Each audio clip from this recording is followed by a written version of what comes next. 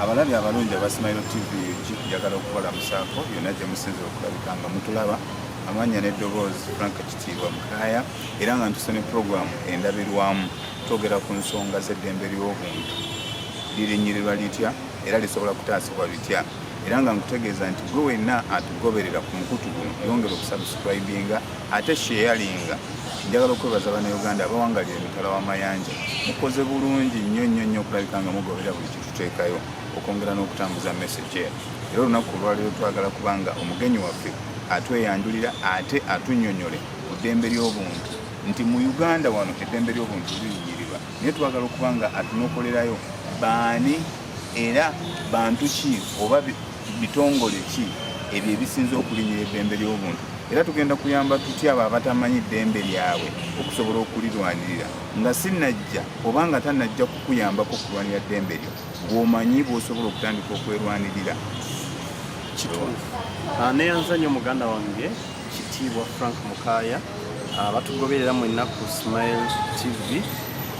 program The Mirror mwebale nnyo kyemukola kyamaanyi era nange nja basaba musubscribinge olw'ensonga nti eddembe lyo osobola kulitegerera wano wokka ku Smile TV Uganda.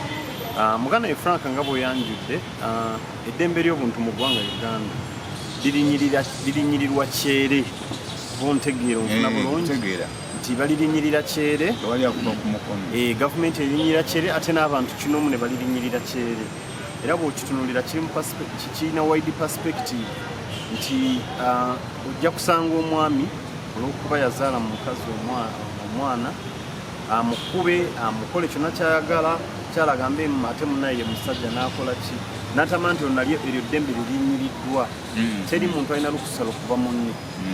okuggyako in execution of the sentence after a fair trial by a competent court. Okuggyako nga kibonerezo kikuweereddwa court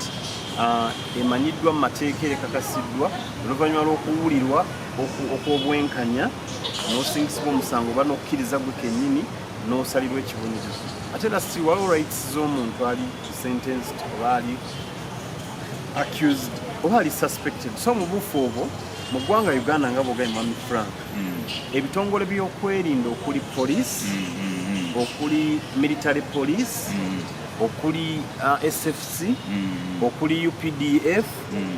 n'ebirala ebyo busima bagiso diso baani ba CI bakwata kisooka mu kulinyirira eddembe ly'obuntu wano era beevuganya ne reports ezifulumizibwa ebitongole by'obwannakyewa mu ggwanga lino n'akakiiko k'eddembe ly'obuntu kennyini aka Uganda Human Rights Commission alipoota gye kafulumya kakulaga nti poliisi ekwata kisooka bwe bateddiriddwa magye military police yeddako oba abasiya aba drone. So ebyo bitulwanyisa ffe nga babagonza abalwanyisi b'eddembe era njagala okutwala omukisa guno okwebaza bannamateeka ab'enjawulo ebitongole by'obwannakyewa eby'enjawulo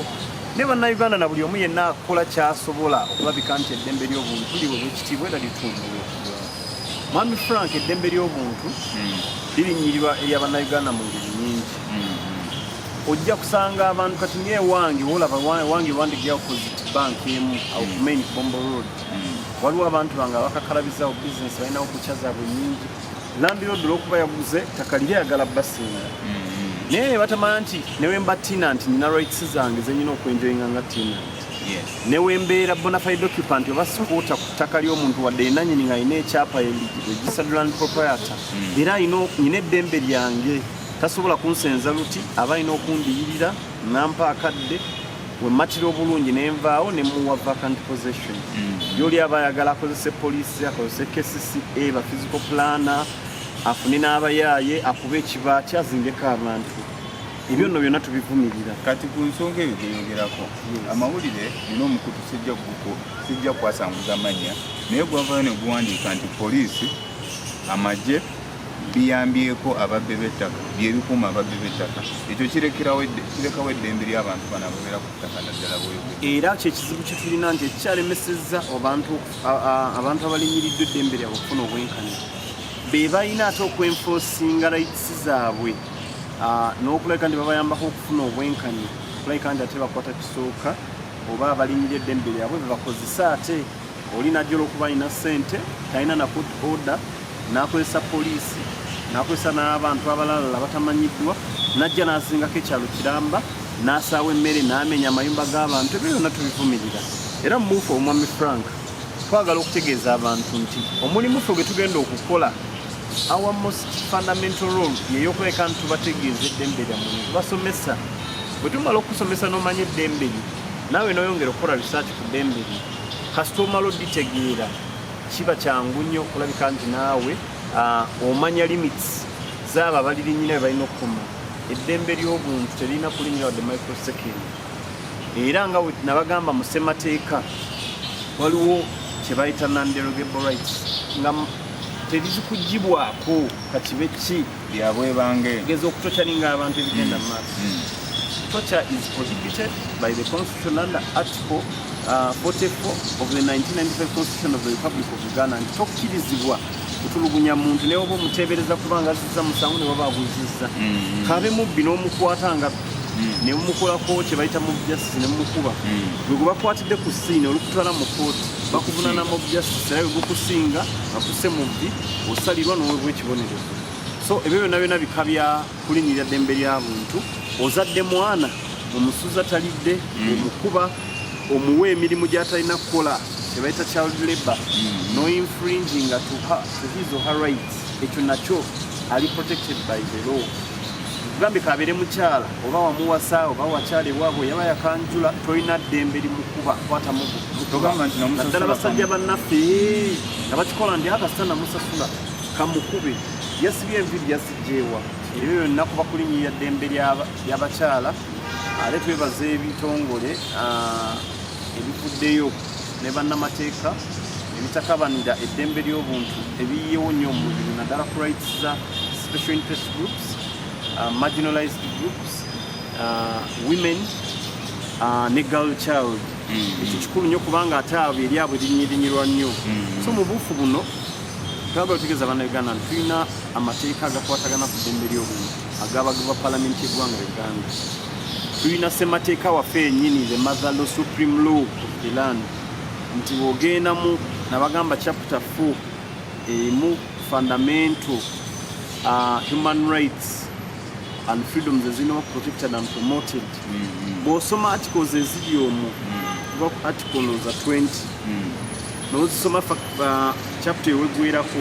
ojja kunyonya okumanya nti buli lunaku lino eddembe lyange era lyonna baalikwata ne baliwandiika omwo eddembe ly'okuwulirwa right to fair hearing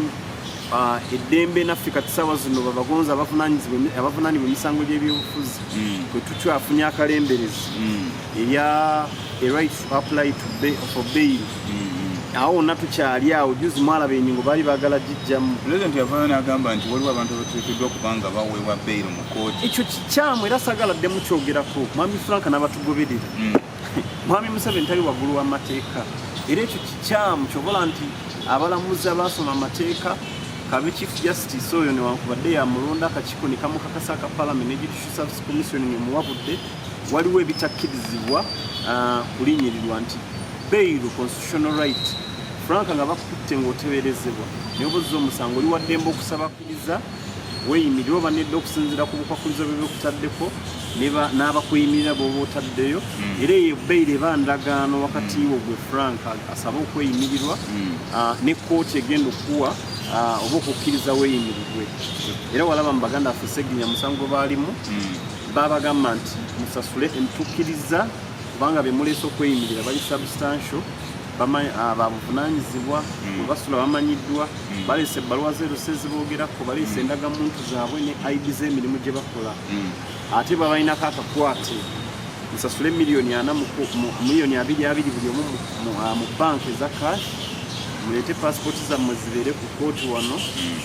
ate temukkirizibwa kufuluma ggwanga kugira nga kooti ebawadde olukusana olumala otukkiriza ezo bail terms kooti ekugrantinga bail okujjako you've abused oba tozirespectinze oba tozitadde mu nkola oba tozigoberedde awo kooti esobola okusazaamu bail yo oba singa wabusponinga n'otagenda mu kooti awatali nsonga ate nga neshuite otategeeza kooti oba kansowo embeera efaanako bwetyo so ekyo kyonna kyekiraga abaana bangi bali mu makomera tebafuna kye bayita speedy trial ate nga ssemateeka waffe agamba mu article ya 28 nti omuntu ajja kuwulirwanga mu bwenkanya mu bwangu obw'ekitalo nosanga omwana nga bamuteekako capital offense gye misango ejja naggomola ne bamusindika mu kooti ento myezi 6 ne bamukomitinga mu high court oba bamutaddeko geza defilement, aggravated robbery, murder, misango egyo egigwa mu kkubo ebyo bamala omukomitinga mu high court olwa balamuzi abatono ne balemera okufuna sessions z'okutandika okuwulira mu mata zaabwe b'emisango gyabwe abaana abo ne bamala ebbanga ddene mu kkomera ne beetamwa nga ye buli lukya akeera kulinda ssaawa 3 ez'okumakya bwe ziwera nga tali ku lisiti y'abagenda mu kkooti amanya olugenzi n'amala omwezi omwaka omwebiri 3 4 5 n'agaana ne bannaayo kangende ku kye bayita plea bargaining nzikiriza omusango nga teri ankase nga simayidde kkooti biseera silwakuba nti Frank oba wazza musango naye noga emyaka 7 gye mmaze wano basigenda mu kkooti kufuna bwenkanya kanzikirize bansalire kubanga sematika akyogerako nti baba kuwa ekibonerezo kkooti erina okutekinga into account oba ekitiibwa omulamuzi kkooti ewowoleza erina okutekinga into account ebbanga lyomaze ku remand ekuwa ekibonerezo eba erina nalyo okulimala so naga emyaka gino oba omazeyo 5 oba 7 kansinzirira awo ende mu kkooti nzikiriza omusango wadde saaguza bwe baba nampa myaka 15 mazeyo myaka 7 so ne baba forced olw'embeera y'okuba nti tebafunye opportunity yaabwe kugenda mu kkooti kuwoza kuwulira sayidi yaabwe okugenda ku plea bargaining so eyo nayo yonna bika byakulinnyira ddembe ly'abuntu bwe tunadda ate mu makomera ku rights z'aba accused persons ba inmates era awo nawo muganda wange ebikolwa byakagongo bikyagenda mu maaso mu makomera abantu ne bapanga bwe bati Frank wetubanga oli musibe nange ndi musibe essaawa zino ojja onaaba weebaka amagulu gajja kumbeera wano bwegati nzolonga neesulise nti kagonga omutwe guno amagulu gajja kuba okujjaawo ekigere kyekimu kyekijja okukola nga piro n'ekirala nange era kyekimu ku ggwe era bwe kakutanda ne weekyusaamu bino mbu oyagala kwegolola kola ki oluvaawo ogenda okudda nga weegasse so tulumirira ebikolwa ebyo makomera wali baddeyooko proper welfare kugamba y'abasibe neba taken into account nebabanga waliyo beddings entuufu ka blanket kabeereyo abantu baleme kusula ku sementi kufulunga gyolaba ono kumayinja kugola mu bago oteekayo emifaliso mu kkomera oba towadde baziba misango mwaganya kuyulira kkomera bateereko ku mifaliso ne ka blanket mugana ekkomera ly'okubanga oba musibe oyingira ssaawa 10 oba toli wabweru bw'oyingidde ne baggalawo kufulu ne geeti eddako ne bagiggala neddako ne bagiggala neddako ne bagiggala kuliko perimeter wall ziwakadala waggulu gye ziri ku zino zitowers ezo kugamba obusibe fine omuntu aba agenzeyo kuyiga naye ate eddembe lirina okuyita naye okuba munaayi ekizibu kye tulina mu ggwanga Uganda tukulemberwa bamenyi b'amateeka omuntu agenda okukwata Frank akugjemu olwala akuba emiggo gyonna gisensemuke ng'akuba muntu akwate ennyama akuggyeko emu ku emu mu kifuba wano akwate olubirizi alusikeyo ng'akutulugunya akwokye epaasi mu kifuba nga yitwala abaganda baffe gye buvuddeko oyo aba muzibu era tajja keera ateeke mu nkola amateeka g'eddembe ly'obuntu kye gagamba tajja keerayo kennyini ogenda omuloope oze nti onaafuna obwenkanya naye ate tetwagala abantu baffe bagwemu maanyi era batugoberera nti eddembe lyo weririnnyirirwa there are avenues zoyinza okuyitamu okulabika nti ate ofuna obwenkanya nsonga lwaki programu eno nkwebaza nnyo okuba nti wagitaddewo era tujja kwongera okutegeeza abantu baffe okimanyi nti ssemateeka agamba nti omuntu yenna eddembe lye nga lirinnyiridwa aba ayina okusookera ddala okuliyirirwa atya they deserve a right to compensation n'akakiiko k'eddembe ly'obuntu kakimanyi kyapaso n'akakiiko k'eddembe ly'obuntu kyakimanyi ssemateeka waako akyogera bulungi ne mu ssemateeka akateekawo wa Uganda nakyo mwekiri nti all those who will have subjected to inhuman treatment of torture will be compensated nekimala okuestablishingibwa nti baatulugunyizibwa eddembe lye lyalinnyirirwa oba olina okuliyirirwa mu buli ngeri yonna as one of the remedies okufuna justice olw'okufuna obwenkanya omuntu oyo waligirirwa ne tudda ku perpetrators baba they have to be brought to justice nti amateeka gagamba kyatekuoyo yalinyiridde eddembe ng'ogyeko okuliyiwa ayinza okuba nga ye musirikale owa bulijjo bano abasookerwako police constable talina ssente afuna emitwalo 4 ne banamuga akuliye talina ssente zawajjasi mulope ng'omuntu omugateko n'ekitongole kye ekya poliisi kubanga kyakolera poliisi ku bajeti yaayo ejja kubako n'ez'okuliyira abantu abalinyirirwa eddembe lyabwe ebbanga lyonna abakubiddwa tiyagaasi abakubiddwa strablets abattiddwa abasibiddwa nga balangibwa bwemage singa babeekubidde endulu mu kooti saabo baba balina okuliyirirwa ate n'abo abakozeko ebikolwa ebyo baweebwa ebibonerezo basaafiire so ezimu ku remedies so gwali eyo ti omusirikale tajja keera akuyise nga bw'ayagala akube akulinyirira akuleeteko n'obulemu obwenkomeredde osibike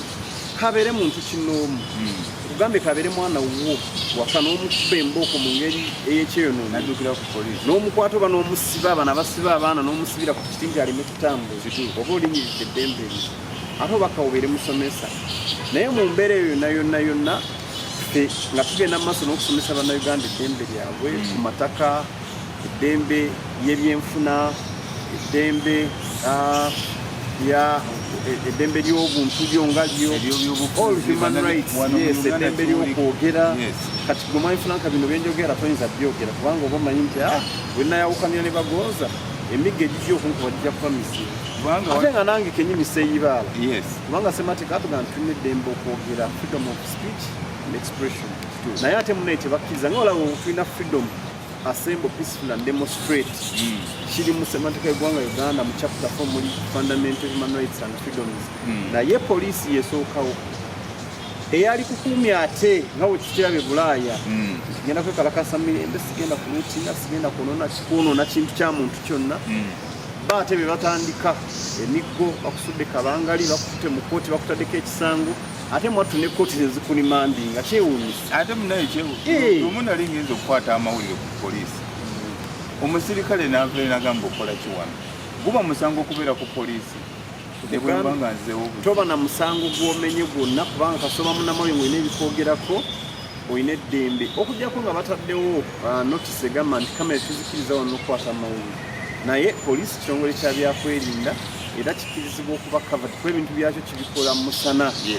naye mu bufu obwo tetwongera okubagamba beekomeko kubanga eddembe ly'obuntu limuzibu leero bw'omistreatinga muganda wange Frank Mukaya enkya ate naawe ogenda kwesanga nga waliwo era ekikutuukiddwako ate ffe nga balwanyizi b'eddembe tugamba nti a threat or any infringement to any human rights is an infringement to all kugamba ekisonga lwaki tujja kugenda mu maaso n'okulwanira eddembe wakiraba juice president wange nze gwenzikizaamu Robert Kyagulanyi Ssentamu alina eddembe okutuganya mu kalulu naye tebamukkiriza kubalaali naye nga balava kubalaali nankwadde waliwo naye nga bakubalaali kubanga ne mwami Museveni yasombanga abantu ye ate yebasombanga ekyo nga kivudde awo amala okukuba akalulu nga ayagala kwekubira nduulu mu kooti akalulu kawedde bamusibidde wakati bamukkiriza wadde okwekyusa wadde okusemberera geeti ye ffe babagonza wadde okusemberera geeti ye bagamba baali bamukkiriza kumenya emisango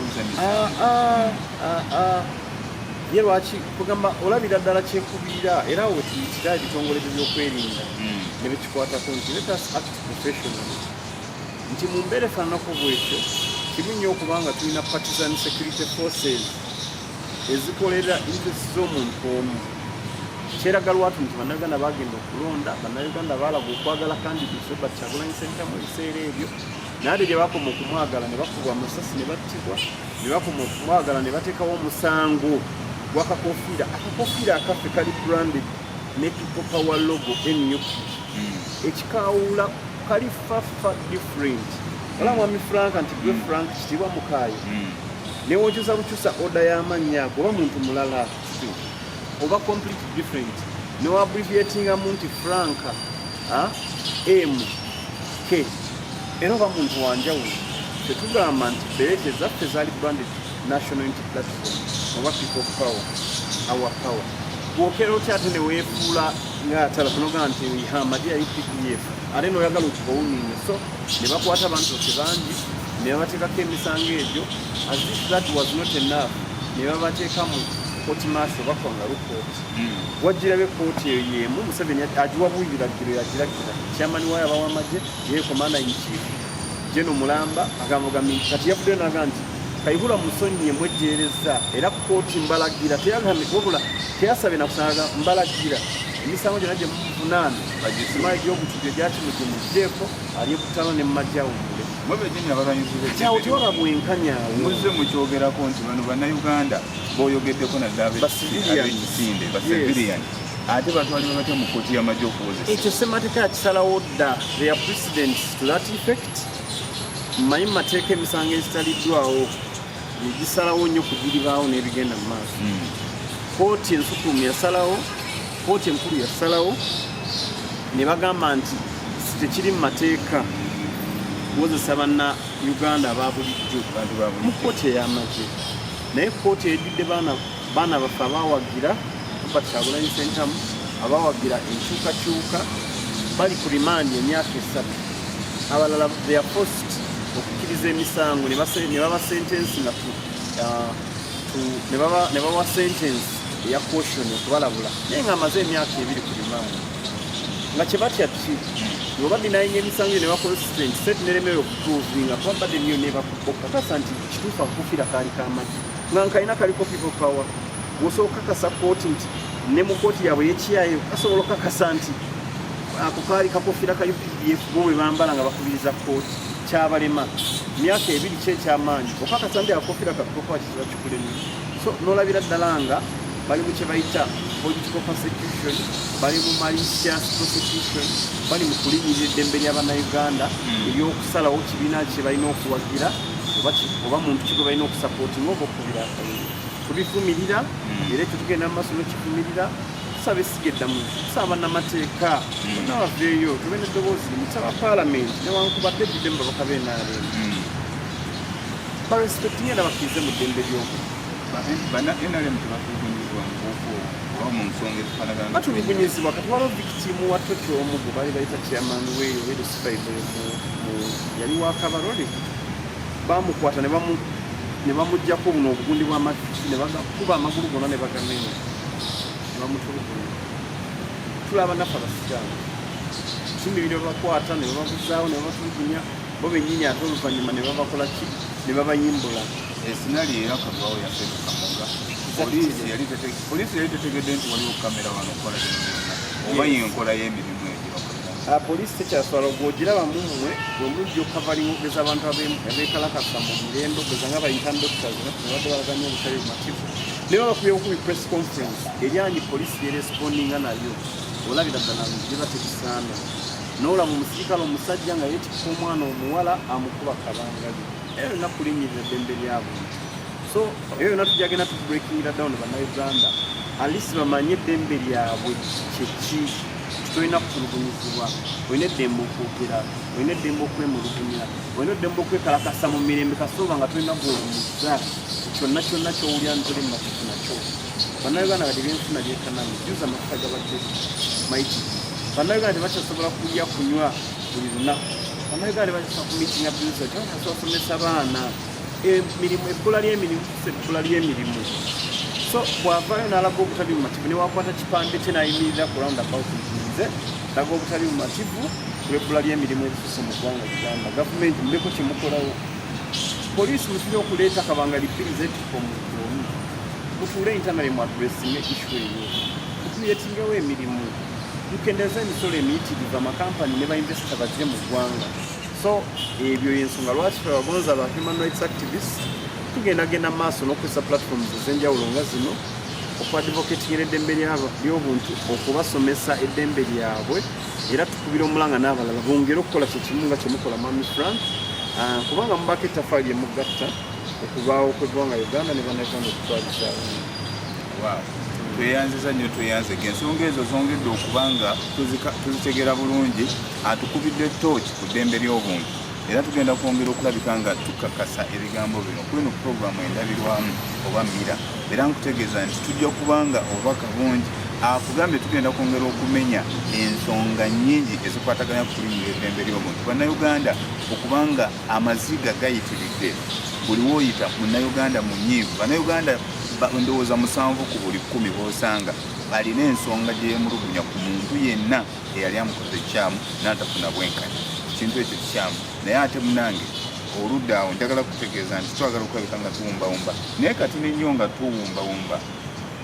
onalevu ensonga singa ngenda mu kooti eno n'erinyira eddembe lyange ate empaawawa era mu kooti yemu ogenda mu kooti enkulu nayokubira omulango kooti egisingako kale kooti egisingako olw'ensonga nti waliwo olumu n'obanga oli bias n'ensala ya kooti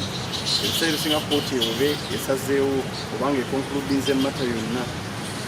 obanga ekaminza a ruling of judgment okujjukiza eddembe lyo lwaki abalamuzi bonna abali professional bakikola nnyo era ekintu kyolonze nnyo akujjukiza nti you have the right to appeal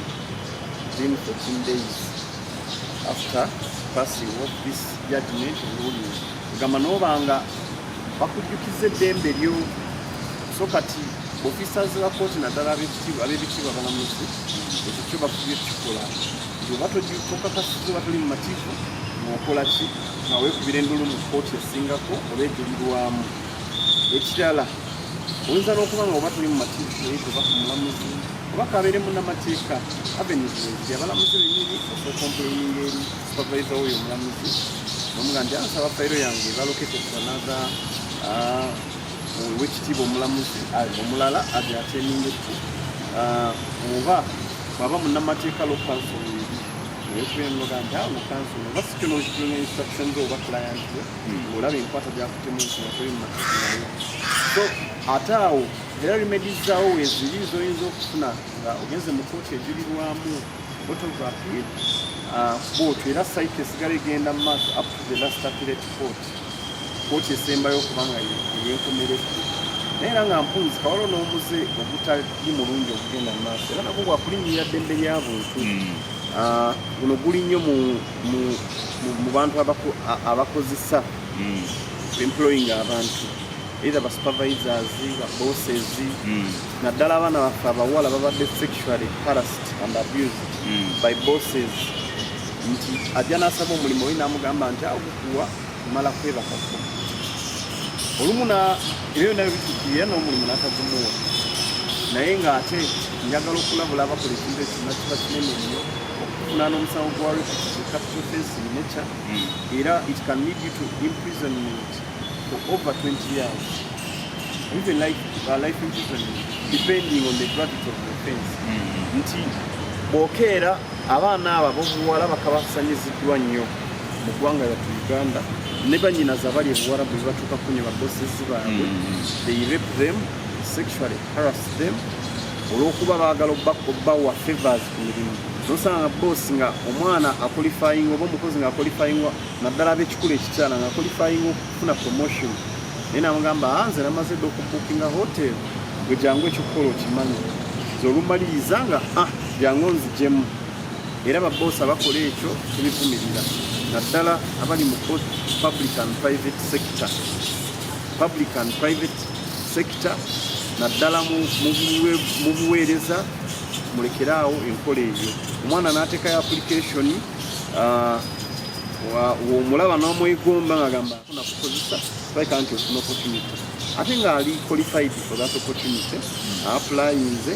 we strongly condemn that era mwenna abatuukiddwako ekyo weekubira enduulu ku poliisi eri okumpi genuinely tetwagala ogyokere nti olwokuba franka omukyawo gambe nti yankozesezza naŋŋamba nanzikiriza mbeere nga mbeera host mu programu ye yademira ekintu kikyagala omanyi ne bannayuganda bagenda wala naye ng'ate waliyo mu ngeri eyo bambi ba victims b'ekyo kyonakyo kigenda mu maaso era mwekiri nnyo era n'abasajja balakagye bali abakozesebwa ekyo omukyala n'akwegomba ng'oli musajja akalaga okuwa omulimu ono kyangu gwe ekyokola okimanyi nti ewange ewaka franka lwembeera n'okakibwa okweyagala omulimu naye ng'eddembe lyo liba lirinnyiddwa. So ebyo byonna all those are forms of human rights violations and abuses, and action can be taken against the perpetrators. Yeah. Twagala okuba nga tukwebaza kweno omulabi gy'osinze tukalabikanga okulaba puroguramu eno endabirwamu. Tujja kwongera ogenda mu maaso okulabika nga tutuusaako ebintu ebikwatagana n'eddembe ly'obuntu, kubanga kikulu okubeera n'eddembe lyo, kubanga lyabulibwange constitution nga tennakitandikawo Katonda ye kennyini yasobola okusooka okuba nga akituwa ng'abantu. Naye ate nga bulijjo nga bwe nkutegeezano puroguramu mira nti ddembe lyange okuleetanga puroguramu ate ate n'okugimaliriza era mu kiseera kino kyennyini njagala kulabika nga mbasiibula olina okumanya eddembe lyo mwami Frank kituufu nti emboozi tebankadde okugjako nga jimi yagikola ki yagikaddiya, so njagala kulabika nga mbeerekereza ate tuddemu olundi puroguramu y'emu station y'emu ekifo kye kimu. Mwebale nnyo, mwebalire ddala kulabika nga mukikolo.